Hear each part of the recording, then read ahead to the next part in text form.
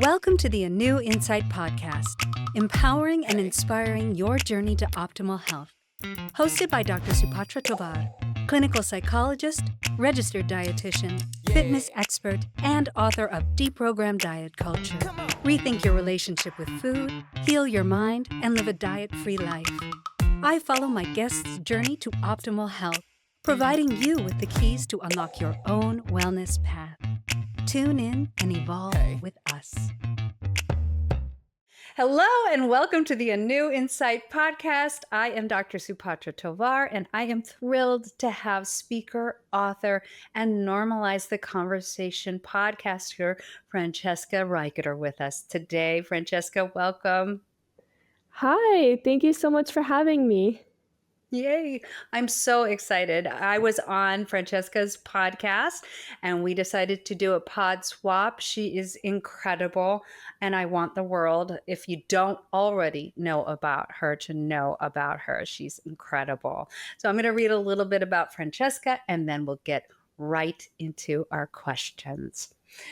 Francesca Reicherter is the founder and president of Inspiring My Generation, a nonprofit organization dedicated to normalizing mental health conversations, increasing access to mental health resources, and breaking the stigma surrounding mental health challenges.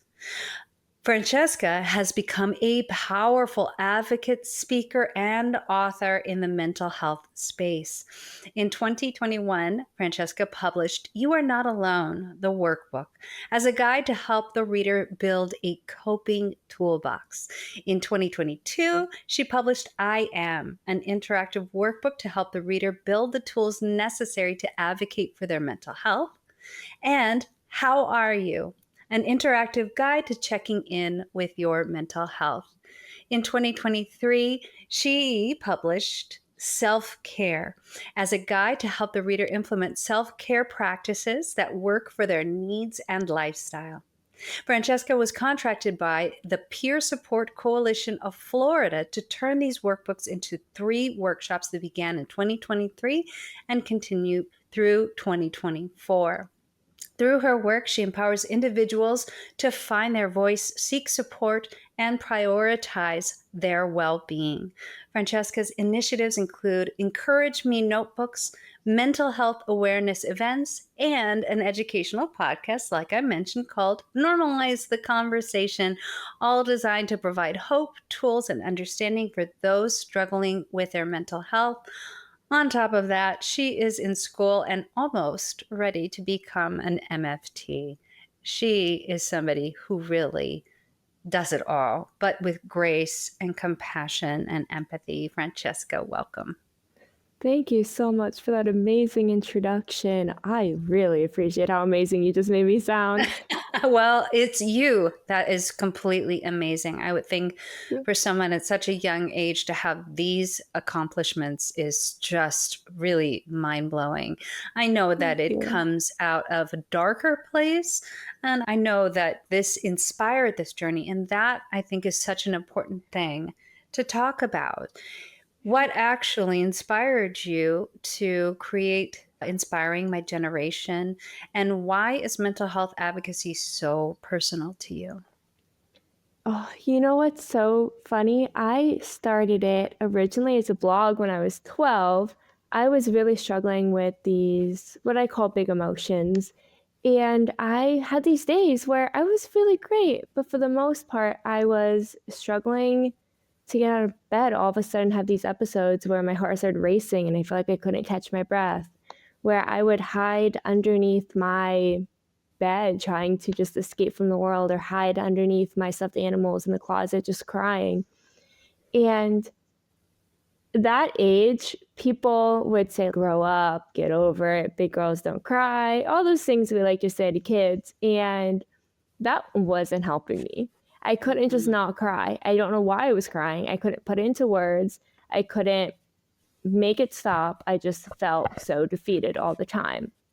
And I had this feeling I wasn't going to live very long. I actually had a notebook, and in the back, it was like my will, and it was to give my brother my stuffed animals and my sister like my computer. So I love my siblings. I was like, somebody else has to feel this way. So I was like trying to find something to hold on to. So my dad told me about WordPress, which was like where everyone would blog, I guess, back in the day. And blogging wasn't Mhm. truly a thing yet, but it was like maybe just post stuff on there. So that's what I did. I would write like quotes, or I would take quotes that meant something to me, and I'd add something that made it relate to me more, and I'd post it.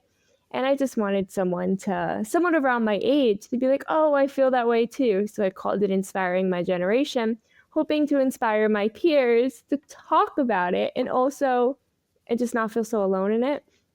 And of course, middle school, people teased you and bully you for that. So by the Mm. time I was 15, I was still doing it. And I thought, okay, maybe people aren't hearing me. So let's talk about it. So I started a podcast. Back then it was called Blog Talk Radio. I was so ahead of my time. It's actually really funny. But So I was like, I need to talk about it. Someone's got to understand that their words have consequences, that what they say impacts how someone else feels. People have to understand that these moments that maybe feel so silly are actually very important. I was just like, there were all these things I wanted people to understand. I feel like, why can't people understand me and why I approach life this way? But then my parents separated and my life felt like it was falling apart. The stability and safety that I felt at home suddenly wasn't there. And that's when my mental health started to decline even more.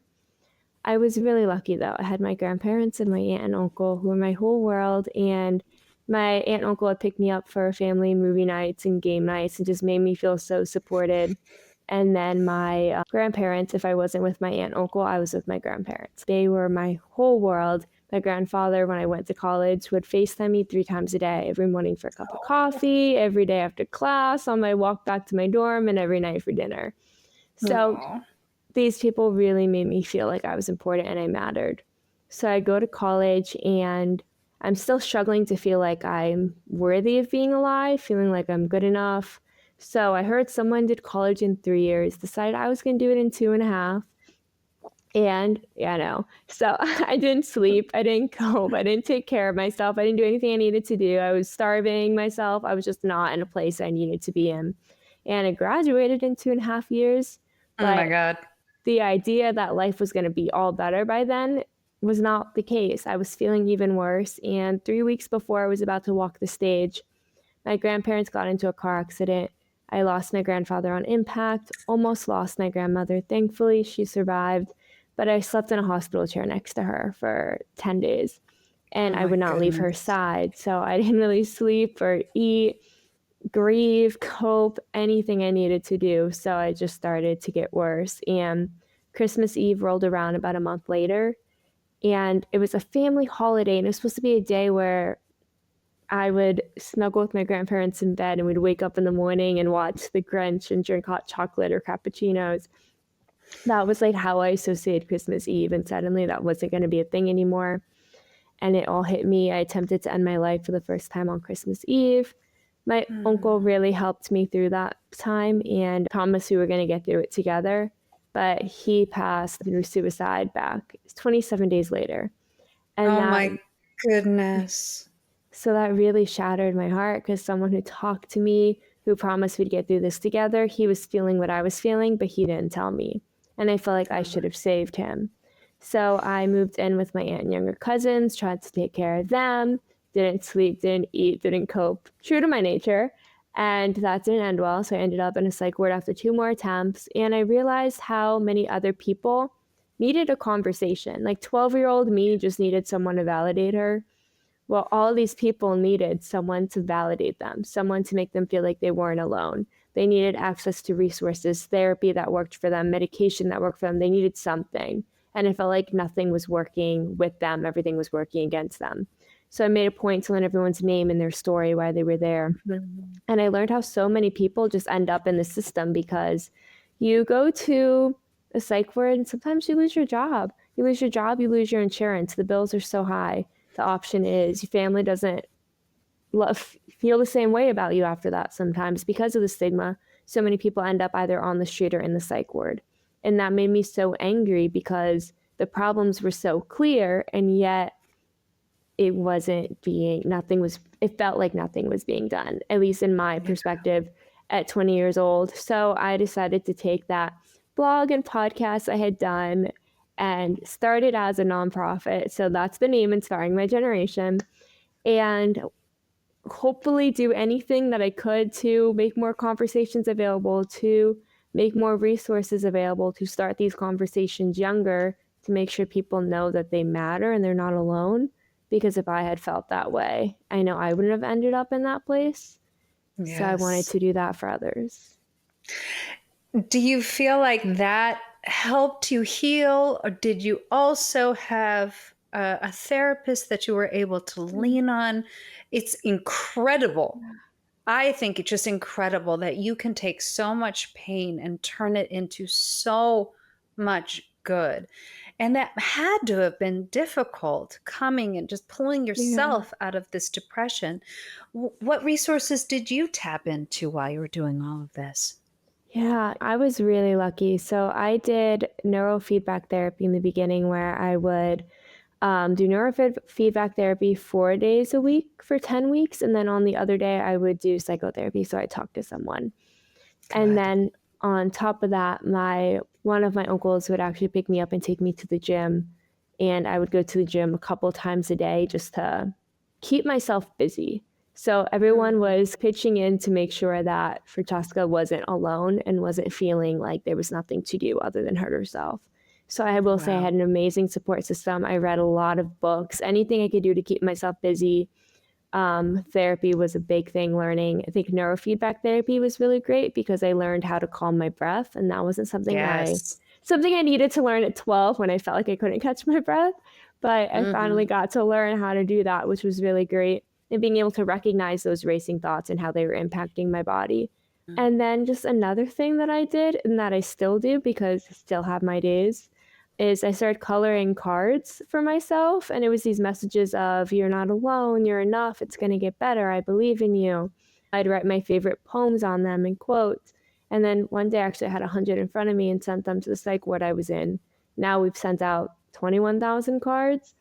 But the Wow. whole point was just finding stuff to keep me busy and trying to change the messages in my brain without forcing it. Because I felt very difficult when I'd see people say, I looked in the mirror and said I'm enough, and I believed it. It wasn't working for me. Mhm.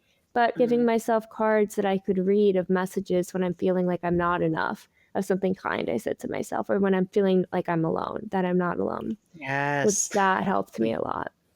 Yeah, I think a lot of people don't really know what neurofeedback therapy is. Give them a Yeah. picture of that. And I'm totally behind that. I used to actually provide biofeedback sessions to people who Wow. experience chronic pain. And Yeah. there is so much that we can actually do to control our nervous system that I don't think people Yeah. understand. So explain for them what neurofeedback Yeah. therapy is.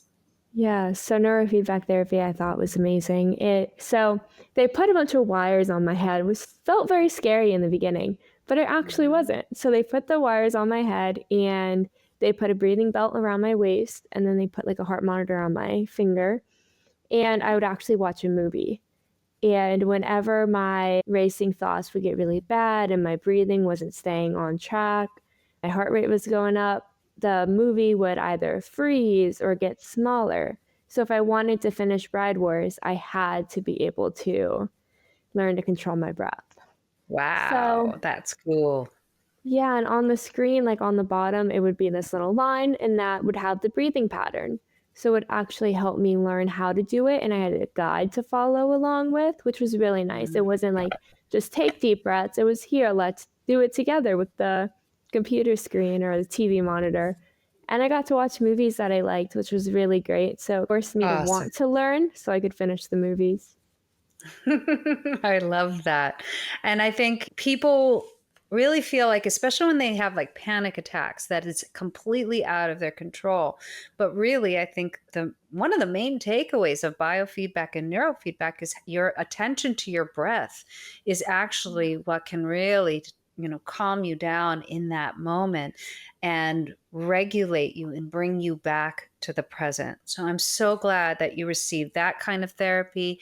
You received psychotherapy. I'm so glad that you weren't successful in these attempts because the world would be missing such an incredible, beautiful light. somebody who is really a true advocate for all people who are experiencing mental health challenges. So, one of your core missions of inspiring my generation is to normalize mental health conversations. So, what practical steps can individuals take to create more open dialogues about mental health within their families and communities? This is actually one of my favorite questions because the answer can be something so simple. Like when you say, "How are you?" Don't do it as a greeting. Actually look at someone, make eye contact, say, "How are you?" and wait for them to answer. And then validate what they said and answer honestly yourself. Even if they say, "Oh, I'm good," you can still respond with, "I've been feeling really stressed lately, but I'm going for a walk today and it's been helping me." Just something small that lets someone else know, oh, it's okay to actually answer the question honestly. And maybe there's something I can do if I'm feeling stressed. So just starting it in a simple way of how are you being a, a question of meeting, not a greeting. Another Mhm. thing that I personally like to do with my friends and family is I'll have them do something related to mental health. So recently I had my friends get together for brunch and we all made encouragement cards. And then everyone just started talking about, oh, I wish I received this message at this point when I was feeling this way. And it just got the conversation going. Another group of friends, I was like, it would be really cool to make self care boxes and then just put in Mhm. things that make us feel good. So it started with everyone like, oh, I like a face mask. And then it turned into, oh, I actually also reading a book when I'm struggling to fall asleep because it helps calm down those racing thoughts. Or Mhm. actually, having a blanket to snuggle with when I'm feeling really like scared and overwhelmed makes me feel a bit safe. So I like to do small things like that, incorporate mental health, and then force it to go deeper without forcing it to go deeper and just listen and validate. If you don't know what to say, you can even say, "How can I support you?" You can Mhm. ask how you can be there for them if you don't know what to do. And just reflecting back to them, validating can be the difference between I'm just going to say I'm okay and I'm fine to, you know what, I'm really struggling and I don't know what to do. Yeah. Why do you think it is that people feel like they have to answer, I'm fine? I think it's just so ingrained in society. I think that's just the answer Mhm. you hear your parents say and your teachers say and then your friends say. So then you just follow suit. I also think there's not enough, but conversations don't show, TV shows don't really show vulnerability as a strength, especially not earlier TVs. I think we're seeing it shift a bit, but a lot of times vulnerability is seen as weakness. Mhm. So by having all those messages ingrained to us at a young age and seeing that pattern, we tend to adapt. But I also think a big thing is people just saying, "How are you?" and walking away. Not really think Yes. no one cares if they're just walking past us. Yes. And I think you may have to be a little discerning when you do ask that question or you answer that question, because I think some people just are used to that as a greeting and not ready to stop and actually have a conversation.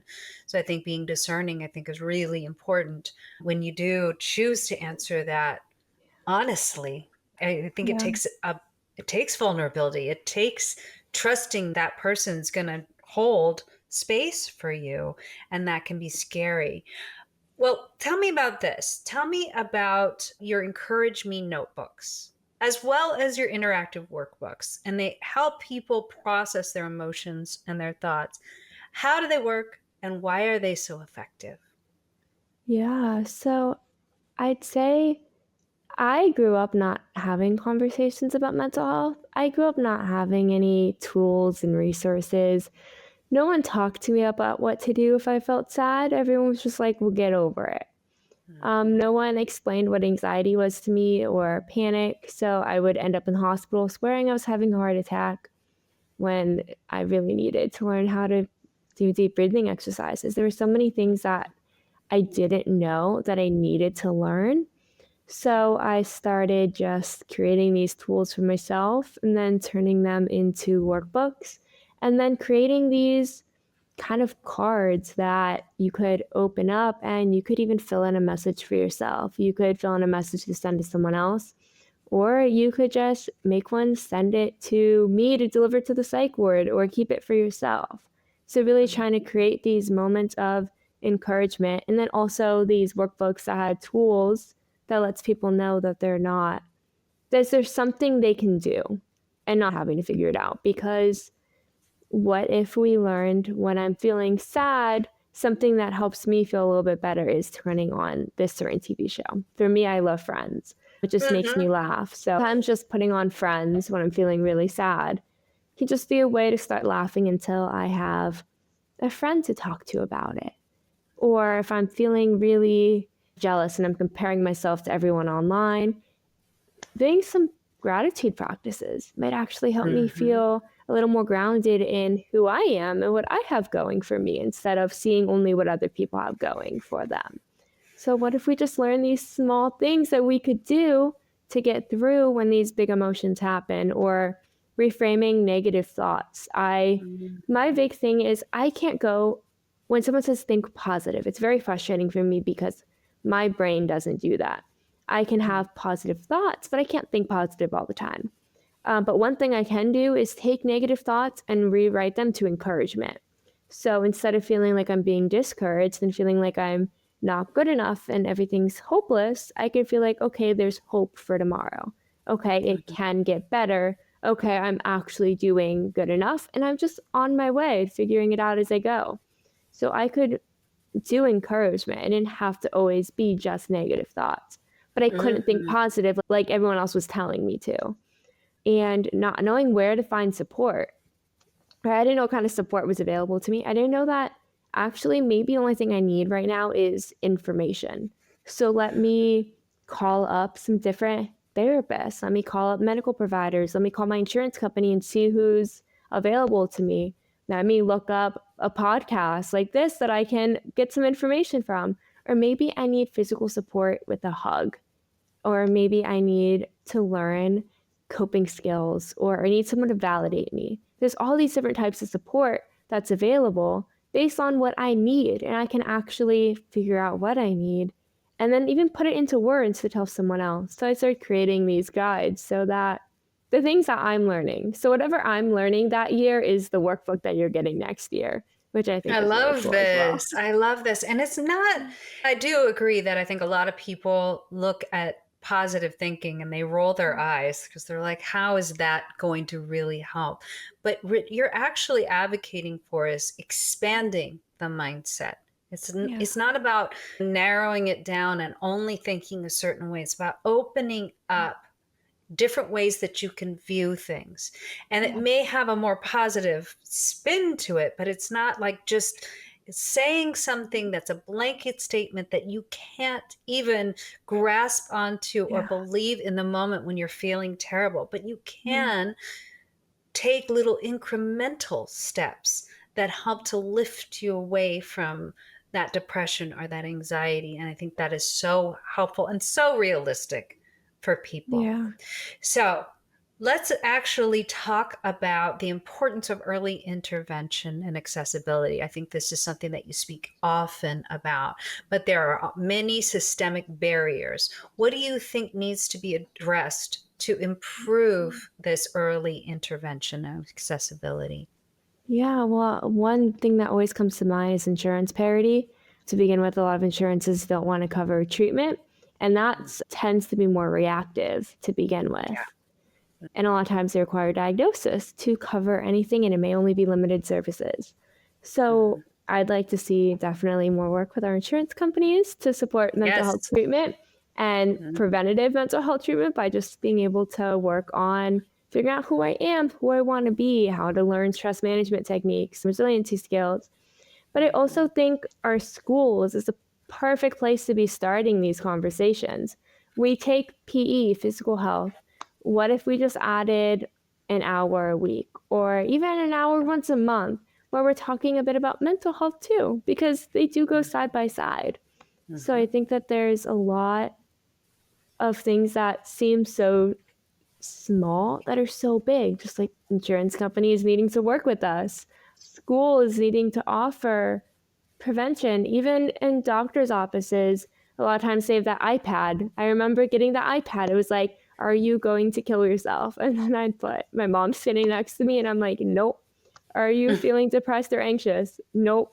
and that was it. It was never a conversation. So maybe it's Mhm. some kind of conversation, just a young age, to let people know it's okay to talk about it. And that doesn't mean they're going to take you away. It just means, okay, we need to find some tools. And then if it turns out that you need more support, let's find what kind of support you need and how we can